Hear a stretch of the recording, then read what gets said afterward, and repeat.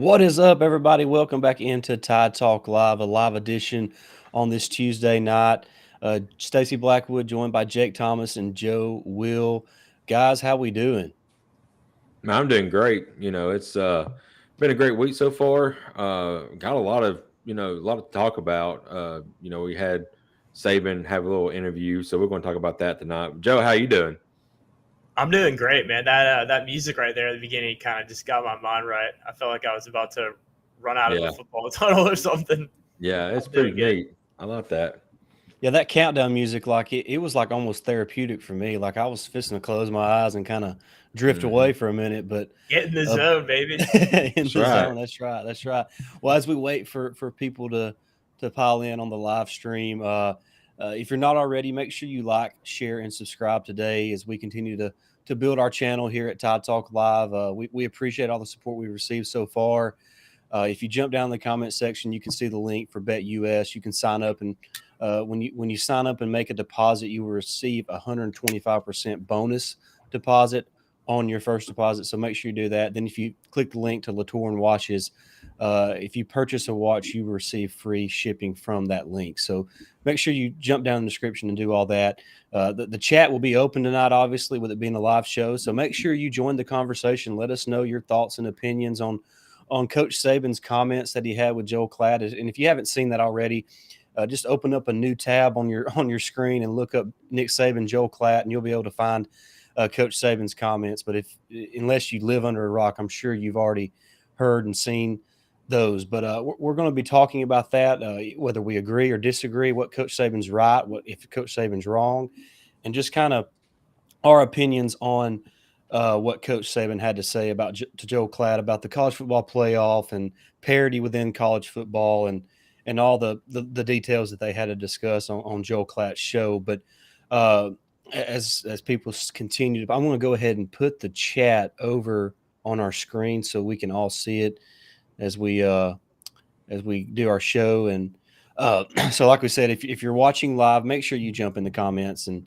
or in the chat so we can kind of discuss with you and you can make your opinions and thoughts known. All right, so Coach Saban was on with Joel Klatt and he talked about really a bunch of different things, but mostly the biggest storylines is about parity within college football. He talked about how Alabama didn't get in the playoff last year, even though he was told that that Alabama would have been favored against three of the four teams that did make the playoffs. So we're going to kind of unpack all that and kind of give our thoughts and opinions on that. And Jake, I'm going to start with you. Uh, as far as last season's college football playoff and Alabama not making it after going, 10-2 in the regular season, two losses on the road by a combined 4 points, both of them on the very last play of the game. Uh, in hindsight, I think it's easy to say that Alabama probably should have been in. But do you think in the moment the College Football Playoff Committee got it right? And what do you think about Nick Saban kind of making that comment about how, you know, if they were favored, then why weren't they in? Yeah, I agree with Saban's comments on honestly because honestly, since we've had this college football playoff system where we've had humans getting their hands involved, there's always been, I don't feel like the top four teams have always made it every single year. So there is no accountability, like Saban said, on that. And I believe last year, I told you fellas today in our chat, but to me, and I'm not trying to be a homer, but you put Alabama against that TCU team, Alabama beats them by 4 touchdowns probably. So even if they don't beat Georgia in the national championship game, they at least give a better showing than what TCU did in the national championship game against Georgia last year. So I do believe that Alabama, because I mean, how do you fall losing by 4 point total, four total points on the road and two hostile environments? I know there was games that easily could have been won by Bama, but there was also, especially the Tennessee game, where we had to claw our way back into. I think it was down like 28-10 at one point, but we clawed our way back into it. So the resiliency of the team was there, So I can't fault them for losing on the road those 2 games because I mean they was in hostile environments and they had to make a comeback and won a big comeback in one of those games and did. All right, Joe, what are your thoughts on Coach Saban's remarks? Obviously, there's a lot to unpack. We can get back into the playoff conversation. One thing I will kind of play devil's advocate on with the fact that Alabama didn't get into playoff last year, I feel like it's a little bit ridiculous to still. I mean, you can be upset about it, but I feel like we should kind of be moving on at this point and not still be thinking about like last year. I was very surprised last year when Saban came on and basically pleaded his case. I think it was in the SEC championship game, if I'm correct. So I thought that was a bit odd. Some of what Saban said I agree with, but I don't think we should still be kind of thinking about last year. And you guys are talking about those losses, and I feel like you said in the group chat earlier that you didn't think like what's the point in playing tough games if they're not going to matter if you don't go undefeated. Well, I think that kind of proves a point to expand the playoff, because if that's the case and you're an Alabama team like last year and you have a couple close losses on the road in tough environments, if you expand the playoffs, like Alabama would have been in this year more than likely, barring anything completely crazy from the committee, which you never want to take that out of the equation. Yeah, but see, that goes back to me. That brings you to the point of when we started the playoff, what was their big selling point? It's the 4 best teams. Teams. That's what they if you go back and watch when the playoffs first started, what was that, 2014? Was it 2014? Yeah. Before the season started, I mean, there was commercial after commercial. It was all centered around getting the 4 best teams in the playoff. So when you expand the playoffs, then you're just watering down the competition. So it kind of goes back to, like I mentioned in the group chat. And this goes all the way back to what Coach Saban has been talking about as far as the 9-game SEC schedule and the competitive balance. What is the point of playing a murderer's row worth of games every single season when you're playing a team that is playing a completely different schedule? I'm not just talking about within the SEC. I'm talking about across college football. TCU in the Big 12, and you can say this especially now with Texas and Oklahoma coming to the SEC, they do not remotely play the competition that the teams in the SEC will. Yet they have the exact amount of opportunities to make the playoff. How is that competitive balance? So the point Coach Saban is making is that we have to figure out a different way. And I don't know if you watch the part where he's talked about maybe we make different leagues and they separate themselves and maybe they play in a playoff and this other league plays in a playoff, but you can't have two different conferences. That's the only way I can really put it. Like, we'll use the SEC and the Big 12 for example, especially with Texas and Oklahoma coming to the SEC. Their schedules are so unbalanced compared to each other. How can you possibly and subjectively or objectively compare the two teams? A 2-loss Alabama team in the SEC is far superior to a 11-1 TCU team in the Big 12. But Alabama would still get in then, though, if you're expanding the playoffs. So it won't matter how many close losses they had; they would have gotten this year. Okay, but then you go back to the point. Well, then the regular season doesn't matter as much, right? So I mean, and that goes back to the point. Well, when is enough enough? I mean, so like it's just so we think we're solving one problem, but all we're doing is creating a whole other set of problems. Yep. And so I think, and people always talk about how he's complaining, and you brought up how he's still talking about it. Well, look, in a perfect world, yes, it needs to be kind of put in the rearview mirror because it's over with. But he's also sitting down in an interview with Joe Klatt, and Joe Klatt's asking him a question. You know what I mean? So like, it's Saban has enough respect for Joe Klatt to kind of give him as a truthful response, and also everyone who's kept up with Nick Saban over the last 20 years, he is calculated in every single thing that he says. He says Right. everything for a reason. He knew yesterday or whenever they recorded that whenever that was published, it was going to get thousands upon thousands upon thousands of reactions and comments and opinions from that. And so, and what does that do? It moves the needle. It gets people talking. It gets discussions like this to be opened up and had. So maybe there are some changes coming that need to be made because you, like you talked about, well, if you expand the playoff, then it doesn't matter because everybody still gets in. Once again, you're allowing a team like a TCU, and I'm just using it for example because they're the team who made the playoff last year and got completely boat raced, was proven to not even to have belonged on that field with Georgia. Right. They have equal footing of getting into the playoff when they do not play a remotely close schedule to what the teams in the SEC play. And that's what Coach Saban's talking about, competitive balance.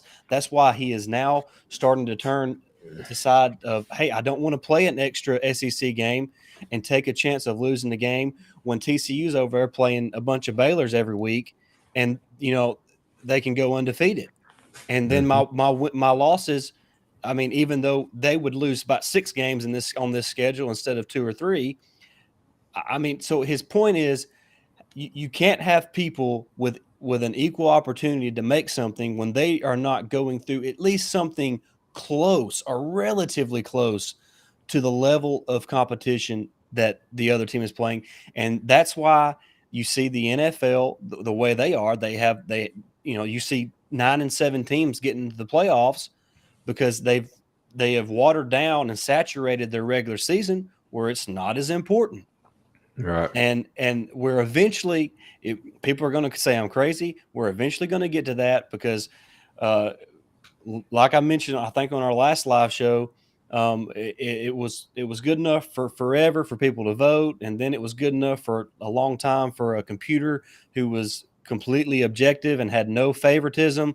That was no longer good enough. Well, so we'll just go to 4 teams, but we're going to keep it there. Well, that lasted about a decade. Now we're going to go to 12. How long is that going to last? I mean, a decade. So, I mean, we just continue to think we're solving problems when all we're doing is creating a whole other set of problems. And I know that was a very long-winded response, and I'm going to let you guys take the floor now. But I'm so passionate about this because I don't want to lose the game of college football and what separated it from every other sport on the planet, which is the regular season is what mattered. That is what mattered. And now it's being saturated with the 12-team playoff and with conference expansion, which I love because it's more competition, but also you're taking away the best teams from other conferences. So now they don't play nobody, but they still have the same opportunity to get in the playoff as you do when you play Murderers Row every single season. Yeah, I agree with a lot of what you said, but I do also think that we're worrying too much. Obviously, you're going to have a couple of teams in there like TCU, Tulane, maybe a team from another conference that definitely just doesn't pass the eye test and should be in there.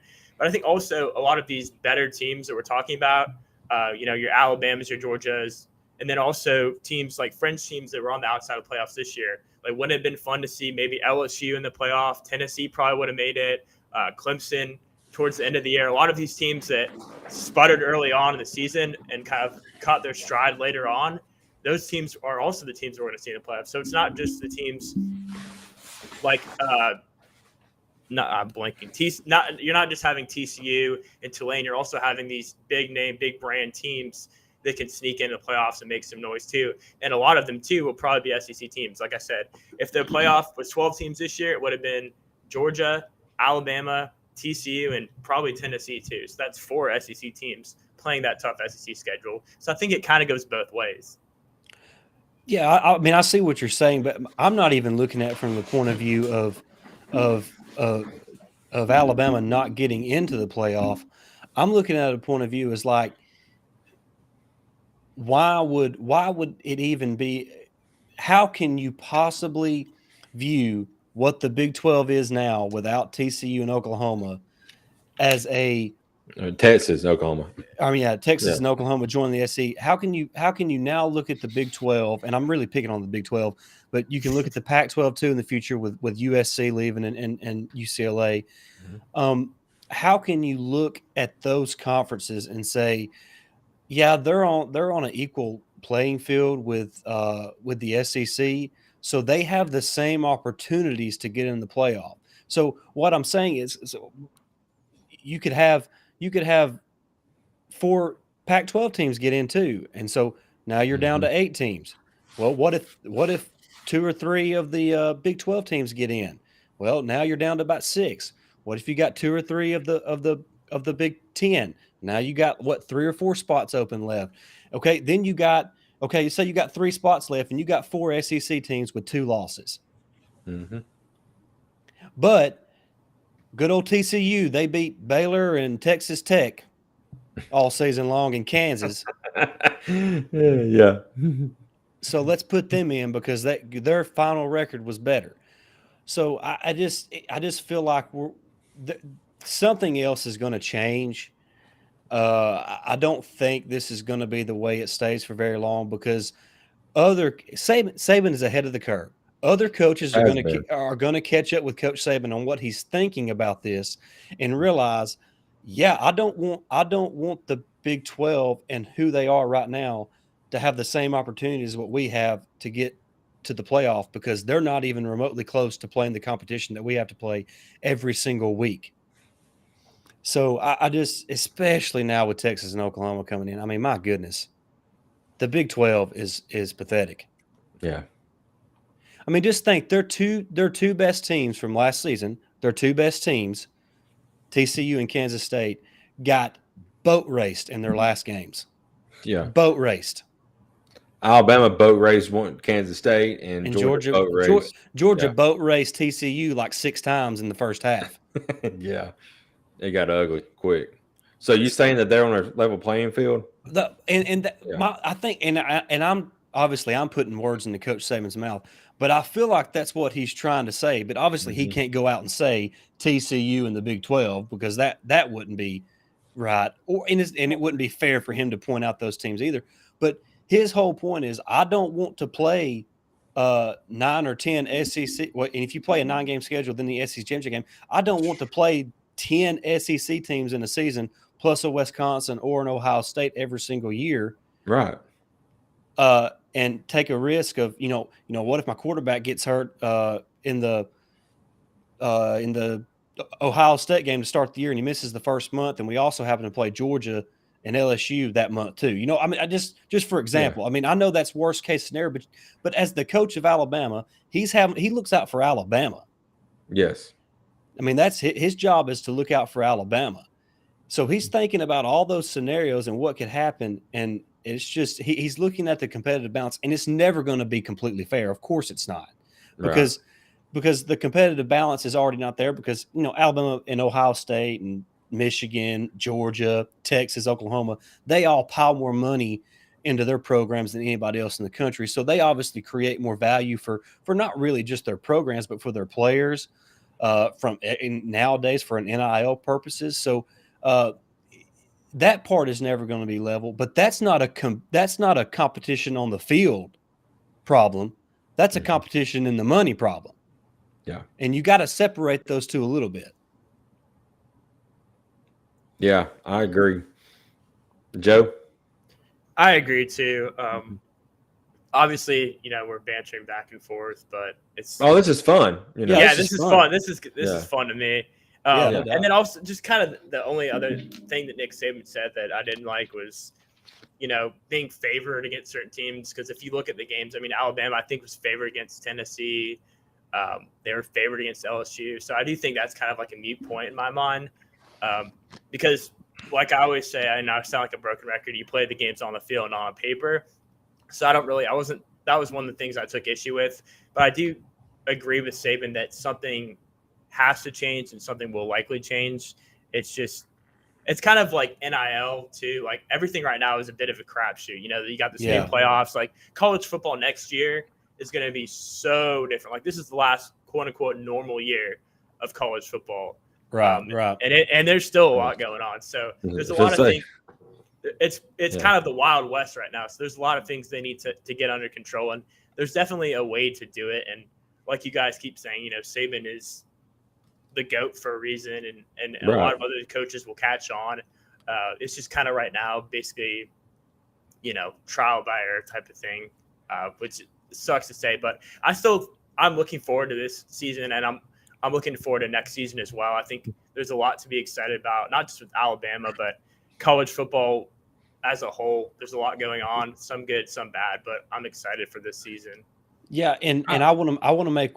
Go ahead, Jack. No, I was just going to say, I just want to go off the competitive balance thing. Like Stacey's putting in the 12-team playoff. Okay, let's go by each conference. Let's look at the ACC. There's really only 2 teams right now in that conference deserving potential playoff spots, and that's Clemson and Florida State. You go to the Big 12, you have 2 potentially, maybe 3, depending. Pac-12, once USC and UCLA goes, Oregon. Maybe Oregon. Yeah, maybe Oregon. Maybe Utah. Utah once every 3 or 4 years, maybe. It depends on what Prime does at Colorado up there. But honestly, the Big Ten and the SEC, the Big Ten, once UCLA and USC get over there, you probably have 4 teams. SEC is going to have 4 or 5 every single year, potentially, that could be in that 4 or in that 12-team playoff. So how are they going to do that? Like Stacey said, it's got to be, if you want to get to 12 teams, you've got to put the 12 best teams in there. And that's Saban's whole point, and that's why he brought up the Alabama would have been favored against 3 of the 4 opponents, because and the reason why he said that is he was basically saying Vegas knew we were better, or at least thought we were better, and I would dare say that everybody besides TCU fans, if they were put on a lie detector test and asked, was Alabama one of the 4 best teams last season? If they said no, I think it'd show they were lying. If it said yes, it'd say they were because you ask, do what now? Was Michigan one of the 4 best teams though? Before, like when the playoffs started, if you looked on paper, would you say, okay, Michigan deserves to be in here? Michigan, based off of their body of work. Yeah, I mean, they beat Ohio State, but then TCU beat Michigan, and it's so unpredictable. I mean, a lot of it is predictable, but there's so much of it that's still okay. But I'm going to go back to the Michigan thing. Mm-hmm. What happens to them every time they play in a meaningful game? They choke big time. Ohio State was a pretty big game for them. Okay, Jim Harbaugh's 2-7 against Ohio State. Yeah, exactly. I mean, and people can say this don't matter. No, it matters. History more times than not repeats itself. Mm-hmm. What happens to Michigan in big games under Jim Harbaugh? They have choked historically. I mean, go back to the 2020 the Citrus Bowl when Alabama played Michigan. Alabama was around a touchdown favorite. They nearly beat them by 3 touchdowns, and it just that's what Jim Harbaugh does. Right. That was the Mac Jones legacy game. Yes, yeah, it was. The legend was born. I was like, who is this kid? That's right. But I just want to say one other thing. I may be completely wrong on this, but I kind of have a sneaky feeling that when that 4th team popped up as Ohio State, Kirby Smart went, because I guarantee. Well, I'm not even sure it was that, but I think he was probably more of TCU is in, not Alabama. Right. Yeah.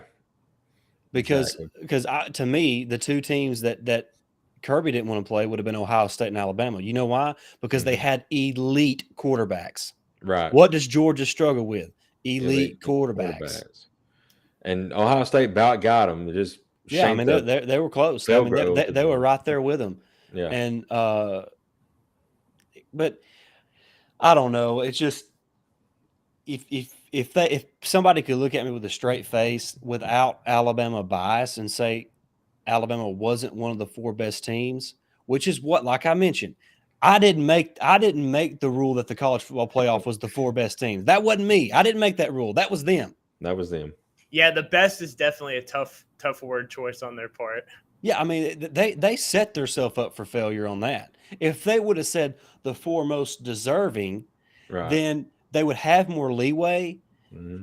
But when they put themselves in a corner when they said the 4 best teams, because they really they boxed themselves in a corner when they said that. Because I don't think every year they've gotten the 4 best teams, honestly.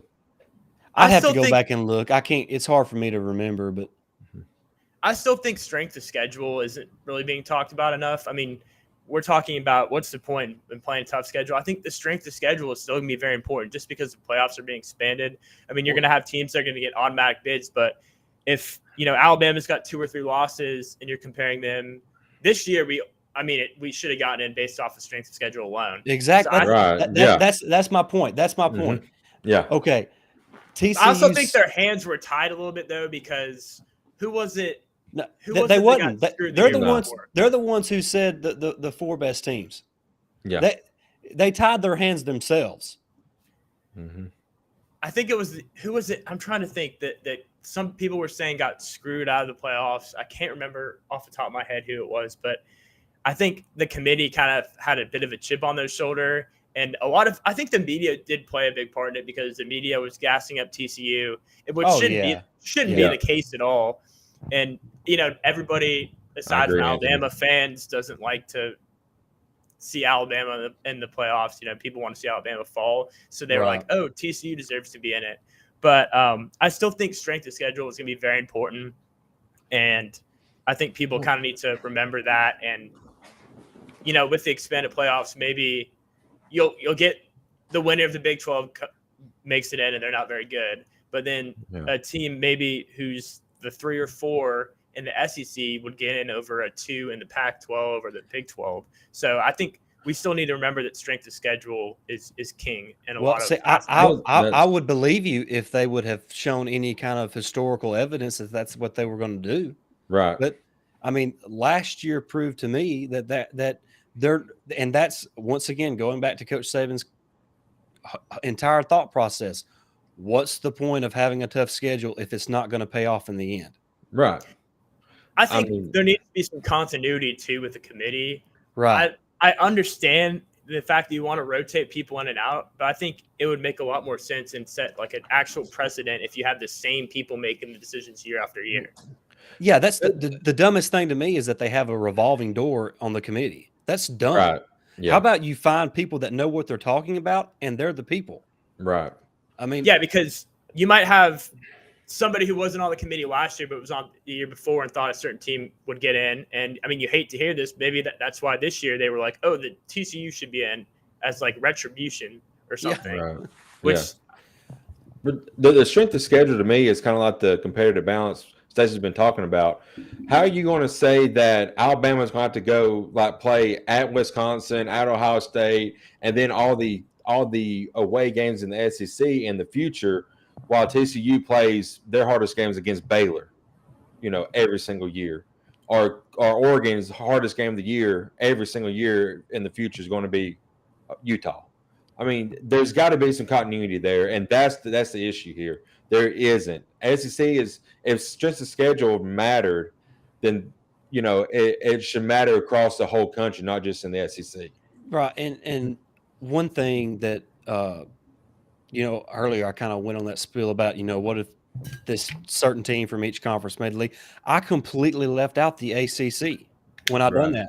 I mean, you're talking about Florida State's on the rise, Clemson's always right there. Mm-hmm. So I mean, you're getting to a point now where, and if you're going to give every conference an automatic bid, there's almost half of your bids are gone. That's 5 leagues.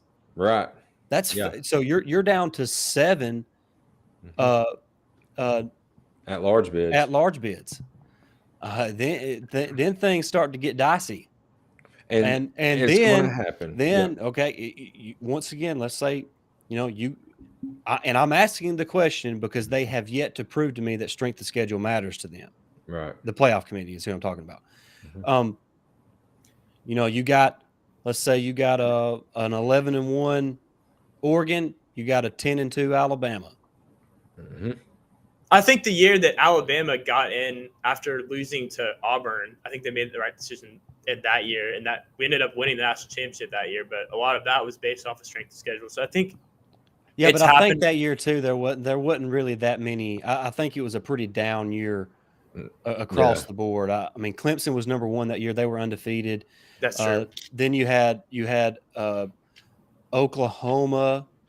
I want to Mm-hmm. say they might have been undefeated, and that year they happened to beat Ohio State at Yep. Ohio State, and then Yep. you had Georgia, who Oklahoma played Georgia and Bama played yeah, Clemson, right? right, Yeah. and and I think Oklahoma and Clemson were undefeated, and Mm-hmm. Georgia's only loss was to Alabama in And the the S. SEC championship. And Mhm. no, not Uh, the no. No. Georgia won the SEC championship game Yeah. against Auburn, That's right. Yeah. Mm-hmm. and Auburn had like 3 or 4 losses. Yeah. They wasn't going to get in, and so I think so it was kind of a cut and dry thing. It was a 1-loss Alabama was Right. was the 4th team, so it was sort of cut and dry, and that's the year Alabama beat the dog out of Clemson, and then Tua had the 2nd and 26 against Georgia, but That's right. more year. I mean, to me, most of the time it's pretty cut and dry who the 4 best teams are. I will admit that last year, because Alabama did have 2 losses, it made it a little more difficult. But then when you think when it's a little more closer than it usually is, and TCU does have a loss. Remember, they did have a loss. Right. They didn't win their conference. Nope. So that they didn't have anything really to hold above Alabama's head, except they had 1 fewer loss. God, they almost had like 4 or 5 losses. And so my point is, yes, was it a little tougher last year? But when you really take a step back and look, I mean, Alabama played 5 road games. That's 5 of the toughest places to play in the country against really good competition. I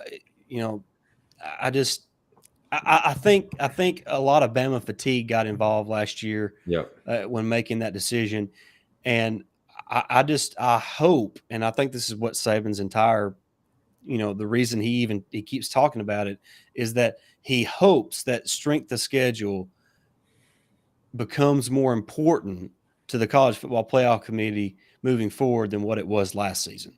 Yeah. I just wanted, if I was on that committee, I would have to sit down and say, okay, Alabama went, and their 2 losses was at Tennessee and at LSU. When TCU win at those places, if they had to go there and their current state is, I just don't know. I mean, who knows? I think it'd be kind of hard though. Yeah, and see, it's when you play those kind of games, it does get tricky, and that's when you have to that's why they boxed themselves in a corner saying the 4 best teams. Right. They did. If you're still thinking that, then you somewhere you thinking Alabama's one of those 4 best teams. I go back to the lie detector thing. There's not many people outside of TCU fans who thought in their heart of hearts, truth, gun to their head, that Alabama wasn't one of the 4 best teams. Right. I think the playoffs going forward are going to be a question mark, but I think the regular season games that we're going to get, the matchups just based off of conference realignment alone, are going to be, I mean, it's going to be unbelievably fun to watch a lot of these games. I think the regular season games are going to be better. The competition is going to be better. Playoffs is a big question mark, but I think going forward, the regular season is going to be a lot more entertaining to watch. I mean, you're still going to have, Iowa playing Rutgers or whatever, but you're going to have a lot more marquee matchups of teams, which is going to be a whole lot of fun. Yeah, and so that's a silver lining, in my opinion. Well, it is a silver lining, but it also leads to more losses for everybody's favorite team. I mean, that's what's going to happen. I mean, when you play, when you add Texas and Oklahoma to your conference, you're just adding better programs, so it makes it tougher. And now the Big 12 won't matter. I mean, my goodness, who's left out there? Oklahoma State, Baylor, Kansas. They're adding teams, aren't they? They're adding Cincinnati, I think. Central Florida. UCF. Yeah, UCF. Whoop-de-doo. Right. Oh, yeah. Golly. What are they, 2010 national champions or something or whatever? No, it was the year we were talking about because Central Florida beat right. Auburn. That's right, yeah. I'm not worried, though, about the 1 or 2 spots that the Pac-12 winner and the winner of the Big 12 takes up. I'm really not, because like I said earlier, I still think those SEC teams, if they have a great strength of schedule and they've battled all year and they've proved that they're one of the best teams in the country, I still think they're going to find a way to get in the playoffs. So I get what you guys are saying, but to me, those two. I hope you're right, but I don't have faith in them because they haven't proven to me that's something they really come on, Stacey, have some faith. I mean, it's kind of hard to. I want to believe that. I mean, I really do because, and I think that's. I mean, I don't know. I haven't talked to Nick Saban, obviously, but after watching what he's said over the last few weeks and few months, and watching him closely for the last 15 plus years, Saban is always a step ahead of everybody else. He's thinking about things that nobody else is thinking of right now in this moment. And people think he's complaining. Of course he's mad his team didn't make the playoff. Duh. I mean, any competitor would be. I mean, like, what I just that part baffles me, how people are like, he's complaining because his team didn't make the playoff. Well, yeah, no crap. Right. I mean, that's his goal. I mean, like, what do you mean? Duh. Right. But Saban's a step ahead of everybody. He understands that there's the playoff. He don't have much faith in the playoff committee is what I'm trying to say, because last year they could have said, look, TCU, I'm sorry. You had a good run, but you didn't play nobody all year. They didn't. You didn't play nobody, TCU. I mean, I can't help you. I think the one thing that helped TCU out a lot last year is that their schedule is that they had round robin in the Big 12. So all the games they played were against Big 12 teams. So they didn't have any of the cupcake games that, some of these other conferences had. So I think people looked at that and just thought, this conference is competitive. They all played each other. All the games were close. So I think that was a big reason for why the committee kind of gave them the nod. Not that that's right for them to do, but I think that is also, and I think the dissolving of divisions in the Big Ten and SEC, I think is going to be good because, Yeah. Here's they played a team called Tarleton State in week 2 of last year.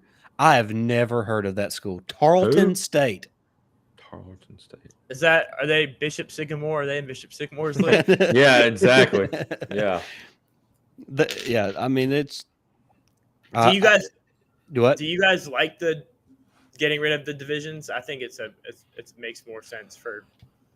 I love it. I think it makes more sense for the conference championship, for the purpose of a conference championship game, but this is so far from being over as far as expansion goes, as far as what conference realignment looks like, because, and you can ask Jake this, Joe, I think I've been saying this for a minimum of 5 years, maybe even longer than that before it's over and done with, there's going to be super conferences. There's going to be super conferences, and it may just be 2 of them. Yeah. And it may be like the Hunger Games. It's going to be like the NFL. That's what it's going to turn into. I mean, I look, and I love the NFL, but I love college football too, and I love it for a different reason. I love college football more than I do than NFL. I do. And the reason is because of the tradition, because of playing the 3rd Saturday of October, and it meaning something and mattering. Mm-hmm. If we keep going down this slippery slope that we're on, we're going to be in 2 or 3, a maximum of 3 super conferences, where if you lose 3 or 4 games in the regular season, you're probably still going to make the playoff as a wild card. So who cares about the 3rd Saturday in October other than bragging rights for the fans? Right. Yeah, and we said this last week. It all kind of boils down to money, and you hate to see money run the sport in the ground. And that's Here we sort go. of kind of what it is, a slippery slope in a lot of ways. And some of the stuff, I've talked about, I'm fine with. But a lot of it, like you guys are stating, is kind of just a big question mark and puts a bad taste in your mouth for the sport, college football, that we're all used to seeing and loving.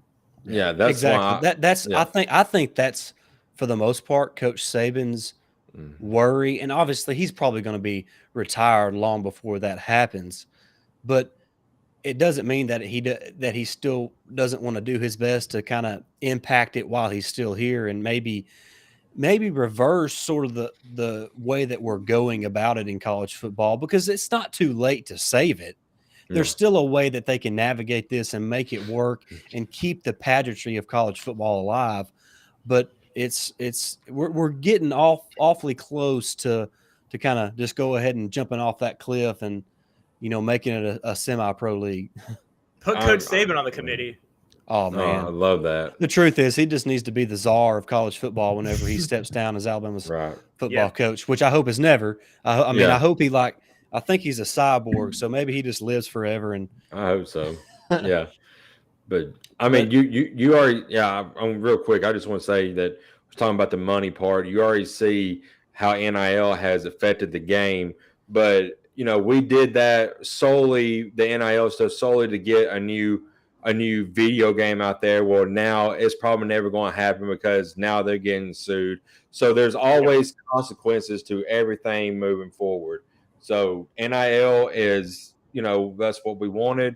So we have name, image, and likeness, which I feel like the student or the kids and the athletes need that. They need some kind of money for their name, image, and likeness.